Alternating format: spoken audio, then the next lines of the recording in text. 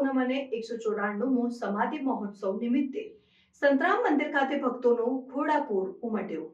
નડિયાદ શહેરમાં આવેલ સંતરામ મંદિરનું સત આખા વિશ્વમાં જાણીતું છે, જેમાં ખાસ તો સાકર વર્ષાના પાવન પર્વનું સવિશેષ મહત્વ છે। ત્યારે બુધવારે 194માં સમાધિ મહોત્સવ નિમિત્તે વિદેશથી પણ હજારોની સંખ્યામાં શ્રદ્ધાળુઓ નડિયાદ આવી પહોંચ્યા છે, જેઓ સાકર વર્ષા અને મહાઆરતીમાં ભાગ લેશે। સમાધિ મહોત્સવના દિવસે કરવામાં આવતી સાકર વર્ષાના પ્રસાદને લોકો વર્ષભર સાચવે છે અને તમામ સુપ્રસંગોમાં તેનો ઉપયોગ કરે છે। રિપોર્ટર પ્રતીક ભટ્ટ, નડિયાદ।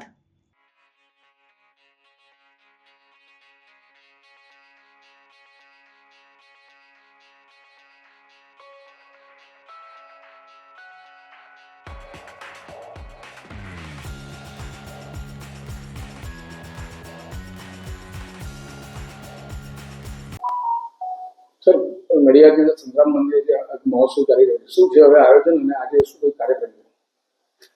સંતરામ મહારાજના 194માં સાકર વર્ષાના મહોત્સવ નિમિત્તે આજે સાકર વર્ષાનો જે ઉત્સવનું આયોજન કરવામાં આવેલ છે સંતરામ મંદિર દ્વારા, જેમાં આશરે 1.5 લાખથી 2 લાખ દર્શનાર્થીઓ સાંજના 6 વાગે સાકર વર્ષાના ઉત્સવનો લાભ લેશે। આટલી જનમેદની ખૂબ સરળતાથી દર્શન કરી શકે, ટ્રાફિક અને લો એન્ડ ઓર્ડરની પરિસ્થિતિ જળવાય તે સારું પોલીસનું આગોતરા આયોજન કરવામાં આવ્યું છે।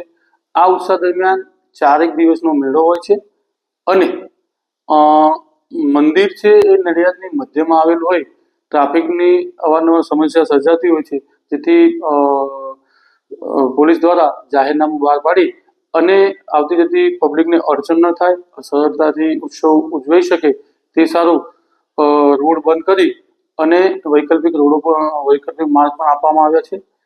આજ રોજ આણંદ તેમજ અમદાવાદ જિલ્લાથી પણ પોલીસ અમોને ફાળવવામાં આવેલ છે, જેથી પોલીસ એ બંદોબસ્તની પોલીસ દ્વારા ખૂબ સારી રીતે બંદોબસ્ત થઈ તેનું આગામી આયોજન કરવામાં આવેલ છે।